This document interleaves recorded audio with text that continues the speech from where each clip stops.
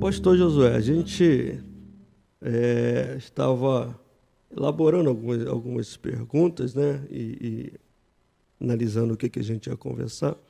E Deus me tocou para você falar. É uma história na Assembleia de Deus, de conversão, a gente vai falar sobre isso. Mas como é que Jesus te encontrou? Como é que Jesus te achou? Como foi tua conversão? Como era o Josué antes do Evangelho chegar na sua vida? Bispo, assim, é meio complicado, mas o grande amor de Deus e a misericórdia de Deus nos alcançou. A minha vida, nós fomos criados na igreja, né? Até 14 anos, eu saí da igreja. Um fato interessante que a família acho que não sabe, que nosso evangelista João, nosso irmão, né? Na época ele estava no quartel, então eu ainda estava caminhando, né? 14 anos caminhando ainda. Aí ele deixou o armário dele aberto, né? E na época ele serviu o quartel e tinha um cigarro, maço de cigarro no bolso. E eu vi aquele cigarro no bolso assim, eu falei, eu vou experimentar esse cigarro. Aí peguei escondido e fui lá para fora e fumei aquele cigarro. E dali, né? Dali eu já comecei a se afastar da igreja, né? Aí comecei a trabalhar em Sara, né? Aí Sara na época tinha, né? O Correge tinha aquela fábrica de gaiola. Aí comecei a me afastei da igreja. Aí comecei a beber aquele negócio do cigarro, né? Que eu fumei a primeira vez. Eu quis experimentar de novo, aí comecei a fumar. Passei a fumar 2 maços de cigarro por dia, né? E bebendo e... Na verdade, já saí da igreja, né? Aí começou a minha vida fora da igreja. E uma certa vez eu estava em casa, né? Foi um domingo de manhã, estava em casa junto com a família reunida na sala, né? Já estava fora mesmo e... Chegou lá em casa, Daniel, do irmão Sival, e Daniel, nosso sobrinho, filho de Sara. Ele era pequeno, eles eram criança ainda. E estava todo mundo sentado na sala, quando os dois olhou para mim e falou assim, olha, aceita Jesus porque o diabo quer te matar. E eu olhei para eles assim e falei, por que você não fala com todo mundo? Que você está todo mundo sentado na sala. Né? E eu olhei para ele, por que você não fala para eles? Não, Deus manda dizer para vocês. Dos dois Daniel, o de Sara e o do irmão Simal. Aquilo entrou na minha mente, eu fiquei perturbado com aquilo. Aí não consegui dormir. E vai para frente, eu fui no cinema ver um filme, né? O filme era até do Robocop, estava fazendo lançamento na época. E naquele filme... foi eu e um amigo, o Wilson, não sei se vocês se lembram dele, né? Aí entramos no cinema e antes de assistir do filme Robocop começar, tava dando o filme Adoradores do Diabo, bispo. Adoradores do Diabo.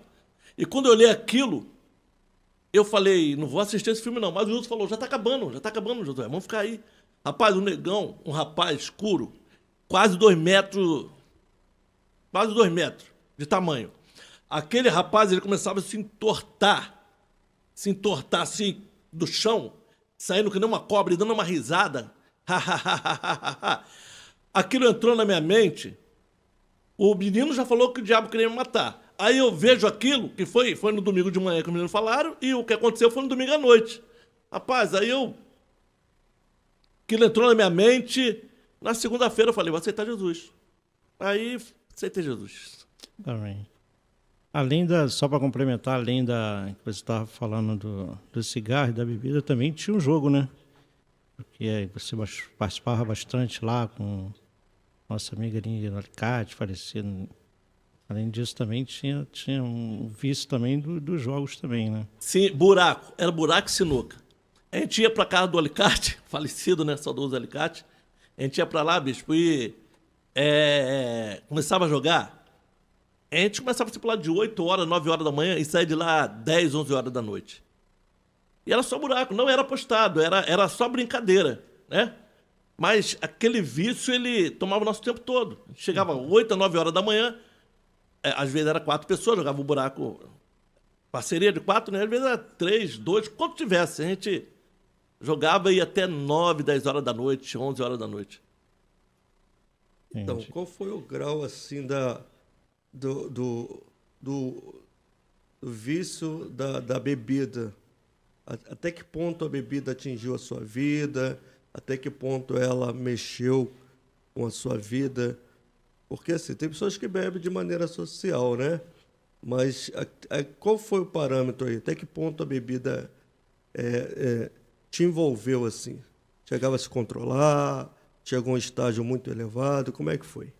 Então, eu comecei, né, trabalhando na época, né, a gente começava a tomar uma cerveja, uma bebida mais suave, né? Só que fiquei desempregado, né? E junto com a turma que nós tínhamos naquela praça lá, a gente juntava e fazia aquele negócio de rateio, né? Para comprar bebida. Então, na época, eu desempregado não tinha dinheiro. Aí, final de semana, tinha um baile lá, aquele baile do Poeirinha, lá do Pente, né? Então, aí o pessoal, o que acontecia? O pessoal, eles... Nós íamos, no sábado, nós íamos num baile no Vila do Stelle, Holiday, e no domingo, o Poeirinha, né? Ou aquele lá de Caxias, Não tô lembrado do nome, mas tinha um em Caxias também. Eu lembro de Caxias. Então, aí... Ou seja... Tinha o Recreativo Caxiense, né? E tinha um outro, né? Isso, recreativo, bicho, recreativo. Então, a gente... O que a gente fazia? A gente bebia, né?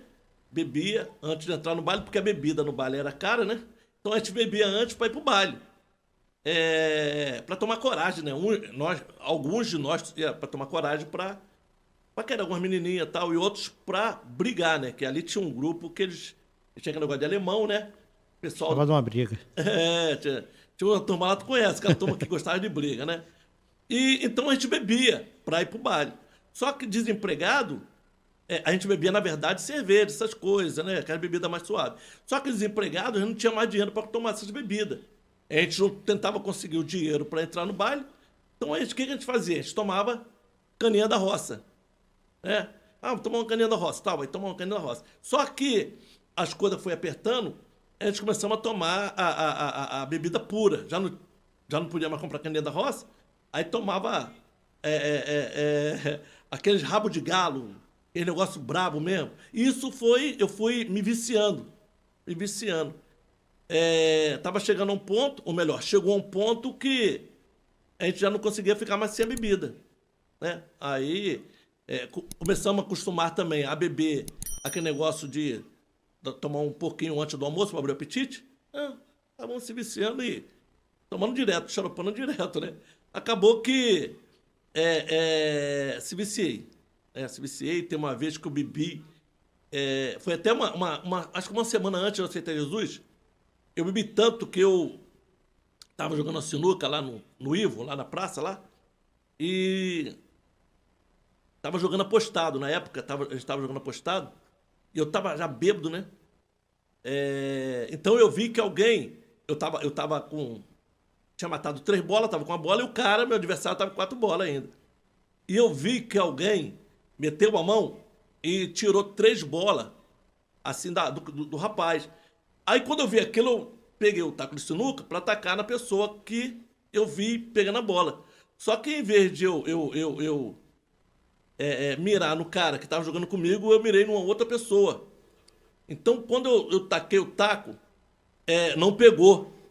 Não pegou e alguém segurou daqui, outro segurou de lá, tal, e eu já estava bêbado. Na hora apareceu o Gastão, né? Gastão... Ele me pegou, levou pra casa, eu doidão. Eu não conseguia enxergar um palmo na minha frente. Eu sabia que era o Gastão porque eu, acostumado com ele, já conhecia a voz. Mas nem a fisionomia dele assim eu tava conseguindo enxergar direito. Aí me levou para casa, me deixou no portão, entrei. No outro dia de manhã, quando eu acordei, tava ressecado assim, com aquela ressaca, né? Procurei o Gastão, né, para saber o que houve. Ele falou, rapaz, você teve a maior sorte da tua vida. Eu falei, mas por quê? O que houve? Eu não lembrava, né? Ele falou, quando você pegou o taco de sinuca para atacar uma pessoa, sabe quem você ia atacar o taco de sinuca? Aí eu falei, no rapaz que estava jogando comigo. Ele falou, não. Eu ia atacar o taco de sinuca no dono do Guarani. Você teve sorte que ele te conheceu e ele viu que você estava bêbado. Tava ele, os capangas dele, tava todo mundo armado. Você não morreu porque Deus não deixou. Já foi um livramento, né? Já foi um livramento ali. Porque, poxa, o cara do Guarani, o dono do morro, né, tava ali, passou por ali e parou naquele momento. E eu, né, naquela... Sem reflexo, sem saber, né? Doidão e... E eu acredito que eu jogava na época eu jogava no time do Fusão, né? No Fusão, né? Segundo quadro do Fusão. E ele era um dos donos do time, né? E isso foi do sábado pro domingo. Aí no domingo era 2 horas o jogo, né? Aí eu encontrei o Gastão assim, lá de 10 horas, 11 horas. Aí o Gastão falou pra mim, né? O que aconteceu? Eu falei, e agora? Eu vou pro jogo ou não vou? Aí falei, vou assim mesmo, né? O time bom, rapaz. A gente tava com um time bom. Eu jogava de meia direita na época. Aí fui e tal, peguei minha chuteirinha, cheguei lá no canto, aí vi aquele tumulto já lá, né? Tal, o pessoal, o roupeiro, né? Aí eu fiquei no cantinho lá, sentado e só observando, né? Eu vi que ele não estava. Mas fiquei observando, aí o rapaz me chamou e... Aí, toma a camisa aí. Me deu a camisa, então me arrumei rapidinho, saí dali. Então. Aí estamos jogando, começou o jogo e tal. Ele não tinha chegado. Começou o jogo, a bola saiu lateral assim, quando eu cheguei perto. Quem tava? Ele. Aí ele... Eu abaixei a cabeça assim e tal, e continuamos. Tal, o jogo, futebol, aí. Acabou o primeiro tempo. Aí o pessoal junta pra tomar aquela água e tal. Aí eu cheguei perto assim do grupo assim, e ele não me olhou. Aí eu pensei, né? Eu acho que ele não tá me conhecendo, ele não tá fazendo questão do que aconteceu. Né? Aí, no segundo tempo, o jogo começou tal, aí acabou o jogo, ele já não estava mais ali, eu fui embora, eu falei, acho que ele esqueceu e tal. Jogava direitinho também, né? O cara, de repente... Brincava um pouquinho, né? Não foi bom que nem você, mas brincava um pouquinho. Né? Então foi isso. Assim. Mas aí você... Então a gente entende aqui que tu estava completamente envolvido com a bebida, né? Sim. Assim, o vício estava controlando a sua vida já, né? Não era só uma coisa vou fazer, se tornou uma coisa bem prejudicial para a tua vida, para tua estrutura, assim, no sentido de que você acabou se viciando nisso, né? E acabou correndo risco de vida, né? Muitas vezes. Eu lembro só de uma coisa que a gente é irmão de sangue, para o pessoal que está vendo a gente aqui. Na época, eu nunca te contei isso, mas a gente tem uma época lá onde a gente morava, não sei se vocês lembram disso, morreram muitas pessoas. Muitas pessoas. Eu nunca te contei isso. E eu tinha medo de ir quando as pessoas estavam mortas, de ver quem era, com medo de ser você. Eu já era criança naquela época. Eu era criança, na verdade. E eu ficava com medo de, morreu fulano em tal lugar. Morreu, a gente ia jogar no campo, morreu gente lá. E eu ficava com medo de ir, de repente ser meu irmão. Assim, a que ponto a tua vida estava entregue ao vício, ao mundo, né? Ao príncipe deste mundo. Mas aí tu tem um sonho, os meninos falam contigo, você assiste um filme e você decide entregar a sua vida para Cristo, né? E começou assim bem, se converteu ali no rodo. Conta um pouquinho pra gente aí. Então, bispo, Paulo César, voltando um pouquinho antes, eu fiquei um pouco revoltado com o falecimento da mamãe, né? Quando a mamãe faleceu, eu fiquei muito revoltado, eu falei comigo mesmo que eu ia ser bandido, né? Porque a minha mãe, ela serviu o Senhor, né, a vida dela toda. Meu pai, presbítero da igreja, muito tempo, nós vimos aquele sofrimento da mamãe, né? E minha mãe, ela ficou praticamente a vida dela internada, quando estava em casa, aquele sofrimento todo. E quando ela morreu, eu perguntei ao meu pai por que ela morreu, e ele falou que o médico não tinha descoberto qual foi o motivo, a doença, né? E eu tinha colocado na minha mente que aquilo foi macumba. Eu acreditava que aquilo tinha sido um trabalho feito. E aquilo me revoltou, né? Me revoltou. E eu falei que para mim não tinha mais jeito. Eu falei que a pessoa que eu mais amava era minha mãe, que faleceu, então para mim não tinha mais jeito. Eu falei, agora seja o que Deus quiser. Entendeu? Então por isso que eu não fazia muita questão assim, de entrar em qualquer problema, qualquer coisa. Eu não fazia questão. Só nunca entrei pro vício, né, do entorpecente, essas coisas. Eu nunca fui. Meu negócio era bebida, Cigarro, né? cigarro. E jogo. E jogo. Era isso, né? E também ficar acordado a noite toda.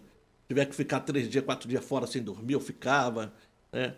Mas meu negócio era esse, eu tinha o desejo, nasceu em mim um desejo de ser bandido e de deixar tudo, né? Abandonar tudo. Mas eu tinha aquele temor ainda da nossa criação, né? Nossos pais botavam todo mundo para a igreja, eu andei aquelas congregações todas do Jardim Metrópole, né? Parque Marinha, Vila Sésamo, na época, né, que nosso pai era presbítero do Metrópole, me levava para quase todas as congregações. Então aquele temor tinha, né?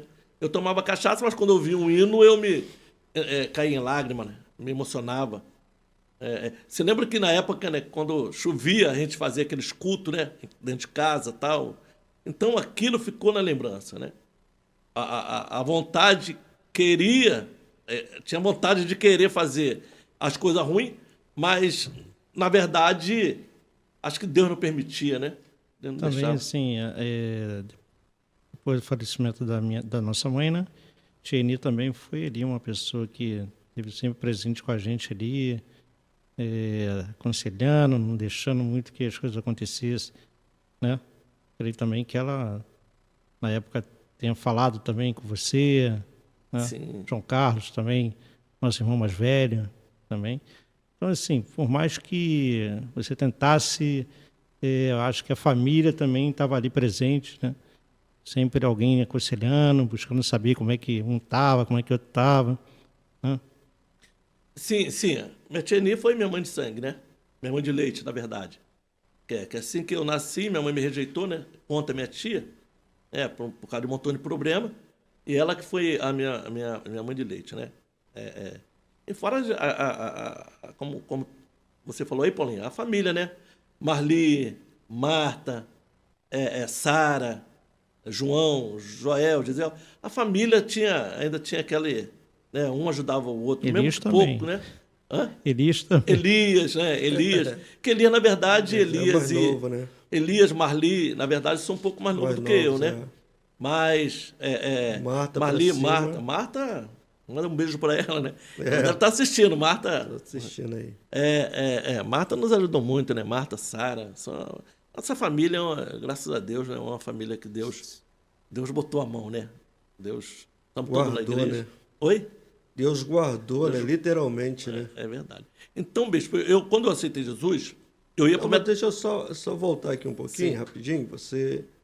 É só porque, assim, o vício, ele acabou te atrapalhando nos teus estudos, no teu trabalho. Isso tudo acabou ficando paralisado, né? Sim. Só Sim. porque a gente vai chegar daqui a pouco na tua história hoje, aí para que as pessoas entendam aí como foi a mudança de modo geral, né? Então o vício paralisou a tua vida, né? Praticamente paralisou a tua vida aí. E tu acabou ficando entregue ao vício, dificuldade de trabalhar, aquelas coisas de... Aí a gente vai para a conversão. Aí você se converte lá no rodo, né? Sim. Então, eu tinha parado de estudar na época, com 14 anos, parei na 5ª série, no ensino, na verdade era ginasial, né? Era Iniciando primário. o ginásio na época, né? Isso, que hoje Mudou tudo. isso aí. Hoje é fundamental, né? Antigamente era. Era fundamental, agora é quinto ano, sexto Isso. ano. Então parei na época na quinta série. Aí eu aceitei Jesus. Aceitei Jesus, eu tinha no coração ir para Metrópole, né? Eu ainda... eu achava que meu pai estava no Metrópole. Eu não sabia que ele tinha saído. Então, quando eu aceitei Jesus, ele falou... Eu falei, pai, vamos... Eu aceitei Jesus na casa de Marta, né? No domingo que eu tive aquele problema todo psicológico o menino falou comigo, depois vi lá. Na segunda-feira, eu fui na casa de Marta. Eu falei, vou aceitar Jesus. Eu fui na casa de Marta. Chegou lá, tinha um rapaz também, não sei se era presbítero na época, chamado Daniel. Olha só, 3 Daniel na minha vida. E esse Daniel estava lá. Aí eu falei com Marta, Marta, quero aceitar Jesus. Ela, o irmão tá aí. Tá do Desamor, acho que era na época do Desamor, dos Proverá. Andava junto com o Paulo, né, com o nosso cunhado. O rapaz orou por mim, eu aceitei Jesus. Né? Aí saí dali, fui pra casa, falei, pai, aceitei Jesus. Aí eu queria ir pra igreja. Aí meu pai, eu falei, vamos pro Metrópole? Meu pai falou, não, vamos pro Rodo. Né? Vamos pro Rodo. Aí meu pai falou, na quinta-feira tem culto. Porque na terça-feira, antigamente, culto da palavra, culto de membro, não abria para todo mundo, né? Era só pros membros. Ceia, normalmente, era terça, né? Isso, então. Aí me chamou pra ir na quinta. Aí na quinta eu fui e falou, você tem que ir na igreja pra você confirmar o que aconteceu, o que você fez na casa de Marta. Tá bom. Aí na quinta-feira eu fui pra lá e aceitei Jesus. Olha que eu não tinha, na época eu só tinha bermuda. Eu não tinha calça comprida, que eu não gostava de calça comprida, não ia trabalhar de bermuda, essas coisas, né? E pouca camisa. Aí eu pedi uma calça comprida. Adiel, cara, Gesiel, não sei se ele lembra aí, se ele estiver vendo aí, um beijo, Gesiel, nosso irmão. Peguei uma calça comprida dele, Gesiel era bem maior do que eu, mais largo, né? Mais forte. Pai, botei aquela calça comprida caindo, um chinelo no pé, cabelo grande, e fui lá pra igreja. Aí, olha como é que aconteceu, bispo. E Paulinho e Eduardo. Eu sentei no último banco. Aí tô vendo a mensagem e tal, e quando começou o culto, eu tava querendo ir lá na frente, porque eu já tinha aceitado o cara de Marta. Aí o culto tá uma bênção, e o pregador pregou, eu já tava querendo ir lá na frente. A pregador fez apelo. Quando o pregador fez apelo, eu queria levantar minha mão, não conseguia. Querendo levantar a mão, eu não conseguia. Parece que tinha um peso segurando a minha mão. Eu tentei, a direita, eu tentei, a esquerda também não conseguia. Parece que tinha alguém segurando minhas duas mãos. Sim, sim. Eu falei, vou levantar. Não conseguia levantar. E o pregador já estava insistindo já no apelo. Ele falou, tem alguém aqui que quer aceitar Jesus. Eduardo, ele estava insistindo no apelo, eu querendo ir. Não conseguia. Aí veio na mente. Uma coisa te segurava, né? Aí veio na mente assim, clama o sangue de Jesus. Aí na mente, o sangue de Jesus tem poder, o sangue de Jesus tem poder. Eu consegui, levantei as duas mãos e fui lá na frente segurando a calça, e fui lá na frente e me caí de joelho em frente ao altar, né? E ali foi a confirmação de que a minha confirmação que eu estava aceitando Jesus, né? Chorei muito ali, ali eu deixei praticamente tudo aquilo, né? Minha mágoa, tristeza, angústia, aquele desejo ruim, ficou tudo por ali. Eu voltei, quando eu levantei de volta para o meu lugar, eu voltei assim, muito leve, uma outra pessoa. Como se fosse uma outra pessoa, sabe? Muito leve, graças a Deus. Então, eu aceitei ali, no Rodo. E a minha caminhada... Em que ano foi isso, mais ou menos? Lembra? O ano foi 1988. O mês foi de outubro. Agora foi no finalzinho do mês. Eu não lembro qual é o dia. Entendeu? Mas foi outubro de 1988.